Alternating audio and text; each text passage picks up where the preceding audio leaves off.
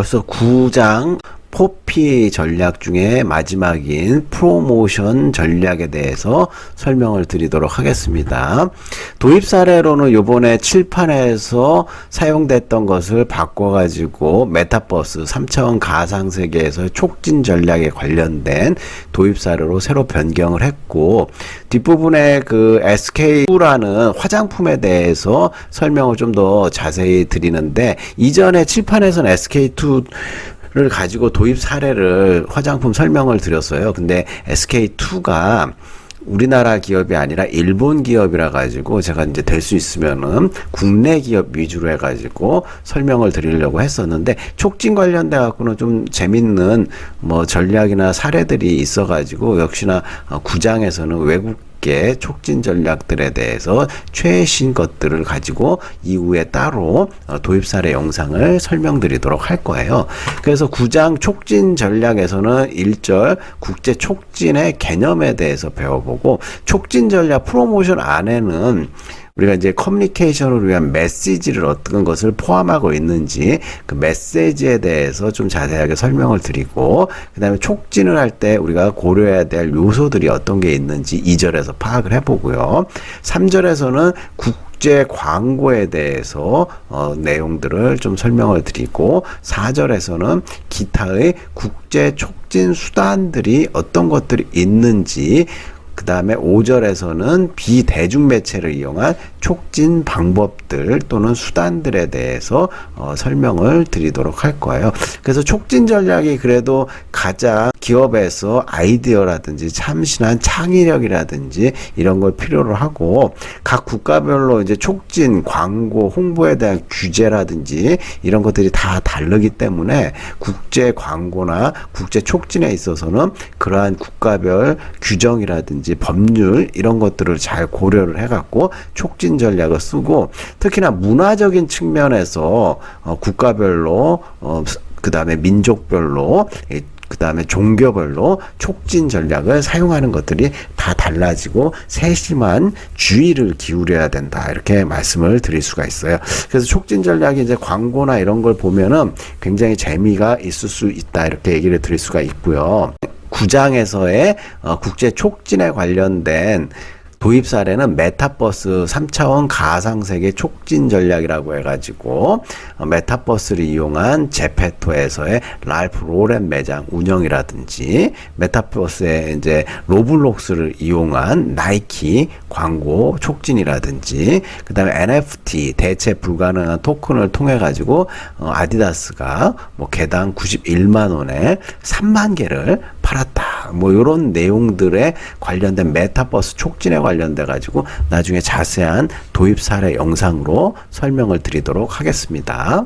SK2의 한국 시장 촉진 광고 전략을 예전에 유튜브들을 쭉 찾아갖고 여기다 집어넣어 놨는데, URL 주소를 지금은 이제 유튜브 이렇게 딱 넣었을 때 SK2의 한국 광고 촉진 전략 하면은 김희애 씨가 이렇게 나와가지고 10년 전에 이렇게 생산 과정, SK2 화장품의 과정을 보여줬고, 여기서 중요한 거는 피테라 에센스라고 해가지고 그 예전에는 이제 광고 모델을 중심으로 설명했는데, 이 SK2는 우리나라에 진출하면서 화장품의 원료 성분에 대해서, 기능에 대해서 강조를 하면서 키트를 쳤고, 그 당시에 뭐 로레알이라든지 다국적 화장품 회사, 프랑스 회사들보다 광고비는 상대적으로 적게 쓰면서 판매 매출액은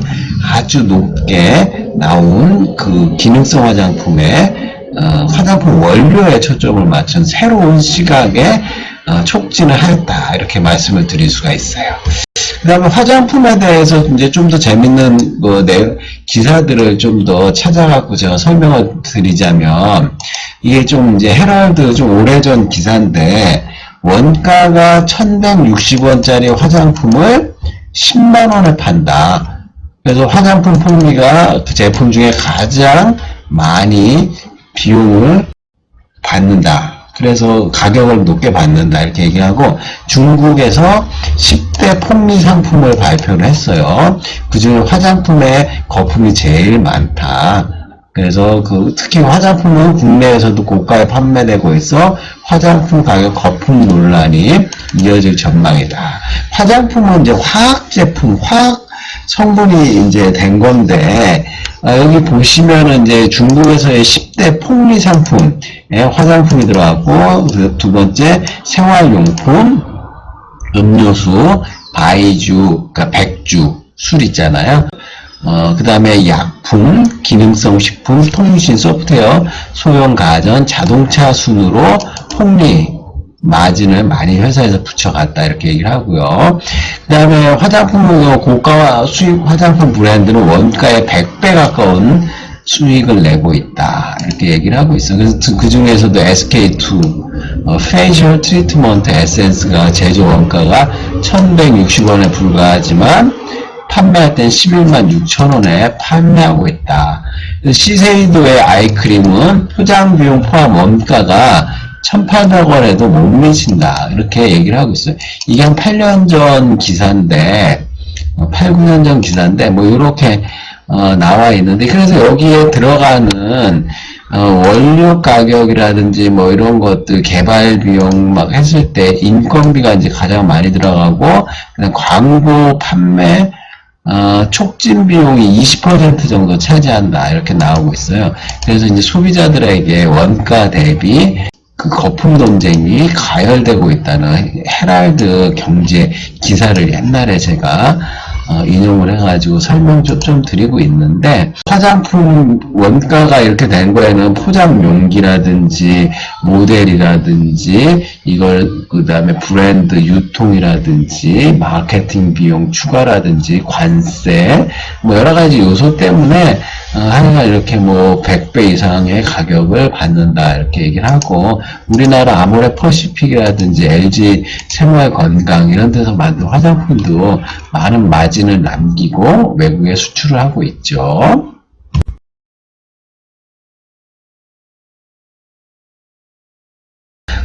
1절에서 국제 촉진의 개념에 대해서 설명을 드리자면, 촉진, 프로모션의 본질은 마케팅 커뮤니케이션이다 이렇게 얘기를 하는 거예요. 생산자와 소비자 사이에 커뮤니케이션을 하는데, 그러면서 그 커뮤니케이션 경로에 소비자들에게 정확한 기업과 제품의 정보를 신속하게 전달하는 과정, 그러니까 소비자들이 이 제품을 살 수 있게 설득하는 과정이다. 그 과정 안에는 메시지라는 게 들어가야 되고, 현재 또는 과거에 잠재적인 고객들에게 기업이 제공하는 편익과 가치를 알리고 고객들로 하여금 자사의 상품을 구매하도록 하는 과정이다 이렇게 얘기하고, 국제 마케팅 커뮤니케이션 과정 모델, 그러니까 프로세스를 보면은 우리가 이제 메시지라는 원천이 있어요. 그래서 환경적 측면에서 여러 가지 기관과 경쟁사, 법률 체계, 판매자의 목표 이런 것들이 우리가 이제 메시지라는 것으로 만들어지는데, 이 메시지에는 여러 가지 기호화 해갖고 이제 인코딩 한다는 표현을 쓰거든요. 그러면 여기에 광고, 촉진, 인적 판매, 퍼블리시티, 법률 체계, 환경 뭐 이런 것들이 메시지에 포함이 돼갖고, 이 메시지가 목적지인 그 구매자에게 가서 새롭게 해석이 되는 거예요. 디코딩이 돼가지고 여러 기관이라든지 환경, 경쟁 상황, 법률 체계를 구매자가 이 메시지를 통해 갖고 여러 가지 측면에서 이해를 하고, 이해를 못했거나 뭐 반감이 있다 그러면 피드백을 통해서 수정하는 여러 가지 단계를 계속해서 반복하는, 이런 게 이제 뭐 마케팅 커뮤니케이션 과정 모델이다 얘기를 할 수가 있고요. 그래서 이제 국제 촉진만의 특성을 좀 보자면은, 마케팅 커뮤니케이션이라는 점에서 국내 프로모션과 차이가 없으나 문화적 환경이 상이한 여러 해외 시장에서 다루어진다는 것이 큰 특징이다. 이렇게 문화적인 차이, 외국에서 오는 문화적 환경 차이, 그 문화적 환경 차이에는 커뮤니케이션 장벽, 즉 언어의 차이, 비언어적 표현 방식의 차이 및 정부 규제, 경제적 차이, 소비자들의 기호 및 태도, 구매 과정의 차이 등이 장벽으로 존재할 수 있어요. 그 다음에 이제 전략 조정의 문제라고 해서 촉진 프로그램의 국제 이전 및 표준화에 관련된 문제가 생기는데, 국제 이전은 한 국가 시장에서 성공적인 프로그램을 다른 해외 시장에 이전하는 것. 그 다음에 표준화의 문제, 전 세계 시장의 동일한 촉진 프로그램을 사용하는 표준화 전략과 각기 현지에 맞는 다른 프로그램을 사용하는 적응화 전략의 선택상의 문제가 발생하는 거죠. 그 다음에 커뮤니케이션의 효과 보면 메시지의 전달과 해석 효과에 있어서 불확실성이 국내보다 좀 많이 높다. 앞에서도 얘기했지만 문화적인 환경 차이에 의해서 커뮤니케이션이 잘못되는 전달되는 경우도 많이 있어요. 그래서 이제 중요한 건 소비자들에게 도달하는 메시지, 생산자들이 어떻게 보내는지. 그래서 이제 해외 시장에서 촉진 메시지가 어떻게 해석될 것인가 관한 조사가 필요한데, 일단 이러한 그 메시지의 그 해석 차이의 발생은 언어, 비언어적 수단, 상징의 국세적 차이로 발생된다. 그래서 언어상의 제약은 효율적인 커뮤니케이션의 장애 요소로서, 예를 들어 우리가 영어로 한문으로 대형 자전거라고 하면은 뭐 크게 번성한다 뭐 이런 뜻이겠지만은, 영어로 하면 die young이라고 해갖고 좀 발음이 이렇게 영어 기호로 쓰면 굉장히 뜻이 안 좋은 걸로 돼갖고 시장 침투에 대형 자전거가 실패했다. 이럴 때는 좀 짜릿하게 자전거 명칭을 바꾸는 게 좋겠죠. 회사 이름이나. 그다음 비언어적 수단으로 몸짓, 자세, 시간, 공간, 사물을 이용하여 의사표현을 한다. 그래서 프랑스와 이태리 사람들은 손을 많이 사용하고 대화 시에 타인과의 거리 등 적절한 거리, 백인들은 이렇게 둔다. 이렇게 비언어적인 수단 같은 것들, 몸짓 이런 것도 고려해서 광고할 때 사용을 해야 되고요. 상징물, 국제기업이 사용하는 상징적 의미는 국가마다 다르고요. 보라색, 예를 들어 일본에서는 고상한색이지만 미얀마, 남미에서는 죽음을 상징하는 색깔이다. 색상의 인식 차이 뭐 이런 거 있죠. 우리나라 자동차들의 그 60-70% 이상이 무채색 계열, 검정색 또는 흰색, 회색 자동차들을 많이 쓰고 있는데, 요즘에는 그래도 빨간색 차라든지 색상이 많이 다양해지고 있는 추세다. 그래도 대부분의 50-60% 이상이 무채색 계열의 자동차들을 많이 선호하고 있다. 이렇게 알 수가 있어요. 이 기사는 미국인이 이제 추신수가 왜 불고기 광고를 하는데, 이 야구 선수가 왜 불고기 먹을 거를 이렇게 젓가락으로 들고 나와서 이걸 왜 식당 뭐 선전하는 것도 아닌데 왜 이런 광고를 하는가 의아해하는 거죠. 서양인들은. 그래서 이걸 봤더니 문화적 DNA 차이.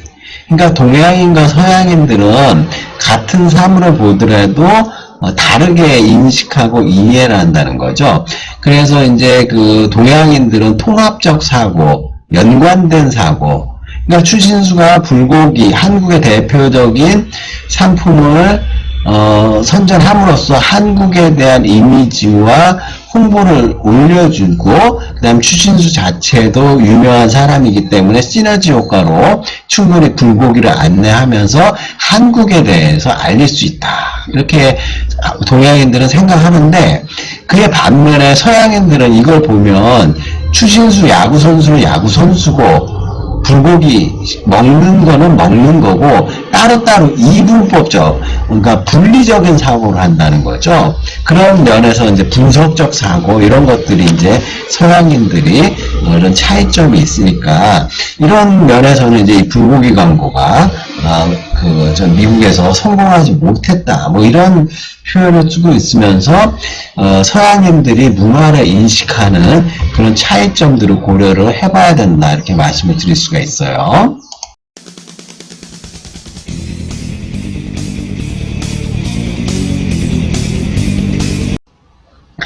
다음으로 이제 국제 촉진을 할 때 있어서 고려 요소로 봤을 때 커뮤니케이션 매체를 선정하는 데 있어서 매체의 활용 가능성, 그래서 이제 인적 매체와 비인적 매체로 구분하는데 TV, 라디오, 전화, 신문 등 시장을 얼마나 커버하는지를 고려를 해야 된다. 시장 커버가 가장 높은 게 TV겠죠. 근데 문제는 너무 비싸죠.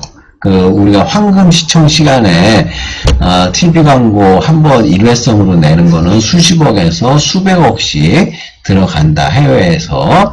그 다음에 라디오 같은 경우에는 이제 출퇴근하는 사람들에게 굉장히 많은 영향을 미치고 있어요. 그래서 우리나라도 지금 자동차 드라이브 하면서, 운전하면서 라디오를 통해갖고 많이 하고 있어요. 그 다음에 이제 전화, 이런 것들, 신문이 예전 같지 않죠. 왜냐면 온라인 신문 때문에 발행 부수라든지 영향력이 많이 급감했다, 이렇게 얘기를 할 수가 있어요. 다음으로 광고 대행사의 가능성이라고 해서 광고 대행사가 제공하는 서비스와 질은 경제 개발 수준이나 경제 규모와 비례를 한다. 그래서 이제 선진국이라든지 경제가 발전하는 데 있어서 나라들은 광고 대행사의 가능성이 높다, 이렇게 얘기를 할 수가 있고요. 그 다음에 국제 촉진의 고려 요소 중에 수신자의 반응, 그러니까 소비자들이 어떻게 반응을 하고 받아들이는가, 메시지가 매체를 통해 전달되었을 때 수신자의 반응을 예측하는 것은 촉진 전략의 필수 요소고요. 이제 수신자가 정보를 탐색하고 제품이 처음에 시장에 소개되어 제품에 대한 기초 지식이 없을 때는 대중매체에 의존하거나 구매 시점이 다가오면 가족, 친지 등의 인적 원천에 의존하는 경향을 보이고 있어요.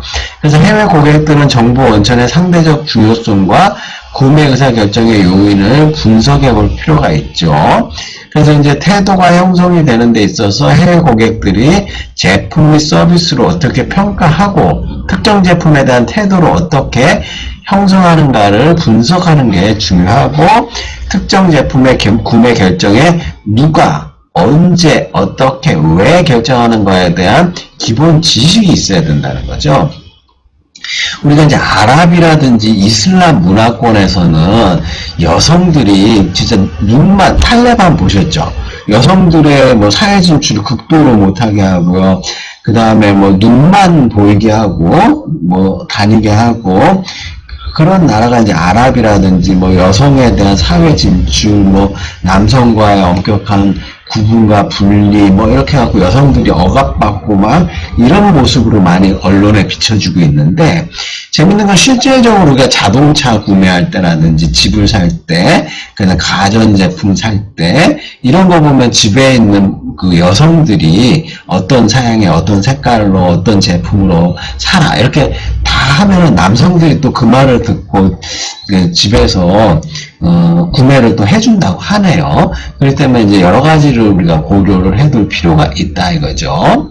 촉진의 고려 요소 중에 법적 제약, 특정 시장국의 법적 제도에 저촉이 되는 것을 살펴보고 의심스러운 경우에는 변호사나 법률 전문가의 이용이 필요하다. 그 다음에 광고 매체를 규제하는 데 있어 광고가 불가능한 제품의 종류나 특정 매체에 한정한 경우, 예를 들어 이제 담배라든지 술, 의약품, 산화제한용품들은 각 국가마다 이렇게 제한된 규정들이 많이 있어요. 그 다음에 내용 규제, 메시지 내용에 대한 규제로서 최상급 제품에 대한 경쟁사 제품과 비교 광고를 금지한다. 우리나라도 마찬가지죠. 독일도 그렇고. 그 다음에 이제 그 광고 촉진 비용을 규제해요. 배보다 배꼽이 큰 경우가 많기 때문에 촉진 비용의 한도를 법으로 명시해서 정하는 나라들이 많이 있고요. 판촉 행사 내용을 규제한다. 과대한 그 판촉 행사를 통한 무질서한 경쟁을 규제하기 위해 연중 판촉 행사 기간, 간 기간이라든지 판촉 선물 액수 등을 규제하는 나라와 지역들이 많이 있다. 이런 것들이 현지에 따라 조금씩 다르기 때문에 우리가 이런 것들을 고려해 둘 필요가 있고요.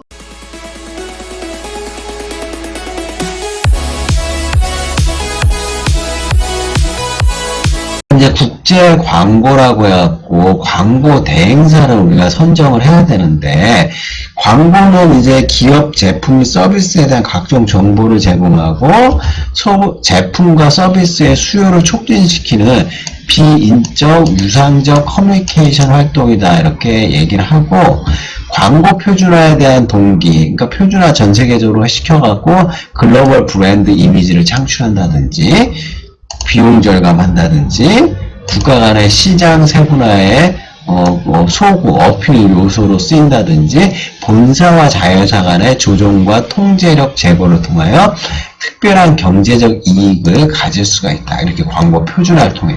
그래서 이제 보면은 LG라든지 애플 뭐 이런 데 있잖아요. 그런 데는 이제 그 자동차 회사와 같이 표준화를 이렇게 많이 시도를 하고 있죠. 특수한 경우가 아닌 이상은.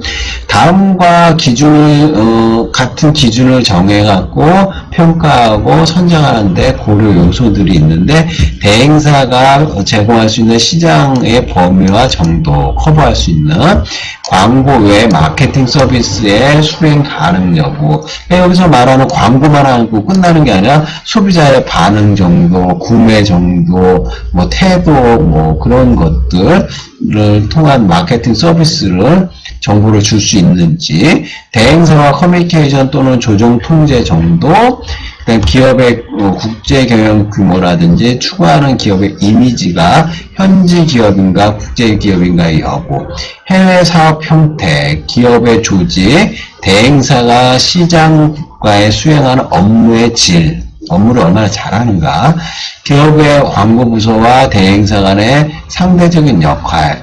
대기업 같은 경우는 자체적으로 광고 부서 갖고 있는데 굳이 글로벌 뭐 광고 대행사를 써야 되는지, 이런 것들도 잘 고려해 봐야 되고, 광고의 국제 표준화 또는 현지 적응화를 어떻게 할 것인지도 따져서 고려를 해 봐야 된다, 이거죠. 국제 광고 대행사를 하게 되면 여러 가지 이제 비용을 절감할 수가 있는데, 광고와 관련된 시장 조사 및 제재 활동의 중복을 방지할 수가 있다. 그 광고의 집중적인 통제가 요구되는 경우 국제적인 조직 구조를 가진 단일 광고 대행사와 거래하면 매우 유리하다. 국제 광고 활동의 조정이 용이하고 전 세계에 동일한 이미지를 심어주기가 수월한 펩시콜라라든지 말보로, 필립 모리스, 코카콜라 등이 전 세계 전역에 표준화된 이미지 메이킹을 하고 있다. 여기는 이제 국제적인 그 광고에서 오길비라든지 우리가 이제 알 수 있는 뭐 여러 가지 뭐 루이비통 회사 뭐 이런 데도 이런 그 오길비라든지 특수한 광고 글로벌 회사들을 통해 갖고 독특한 광고들을 많이 찾아서 하려고 하고 있죠. 우리가 이제 코카콜라 하면은 여러분들 북극곰이 시원하게 콜라를 들이키어 마시는 광고 보신 적 있죠? 그러면은 뭐 북극곰도 콜라를 좋아하니까 뭐 사람은 말할 것도 없이 콜라를 좋아할 것이다, 이런 뭐 의미도 있지만, 북극곰이 살고 생존하기 위해서는 기후변화에 따라 지구 온난화를 방지를 해갖고 북극과 남극의 얼음층이 녹지 않아야지 북극곰이 더 행복하게 오래 살 수 있다, 이렇게 친환경적인 메시지를 담아두고 있는데, 이것까지 캐치를 해가지고 제품에 그 메시지가 전달이 되기를 바라고 있는 거죠. 그 다음에 이제 우리가 국제광고 대행사뿐만 아니라 현지 광고 대행사가 있거든요. 국제광고 대행사는 글로벌하게 이제 전 세계를 대상으로 하고, 현지 광고 대행사는 현지에 있는 국가에 특화된 대행사다, 이렇게 얘기를 할 수가 있고, 현지 대행사의 특별한 서비스는 현지 고객 및 시장을 기반으로 현지 대행사가 차별적인 서비스를 제공할 수 있다. 현지 기업의 이미지, 즉 선량한 현지 기업 이미지를 높일 수가 있다. 그래서 현지 자회사로 하여금 촉진 활동에 대한 책임을 지도록 할 수 있고, 여러 가지 국제 대행사의 역할 조정이 미흡할 때, 조정 역할이 미흡할 때 국제 기업의 촉진 프로그램을 국제적으로 조정하는 역할을 수행하지 못할 수가 있기 때문에, 이러한 경우에 현지 광고대 행사가 필요하다. 이렇게 말씀을 드릴 수가 있어요.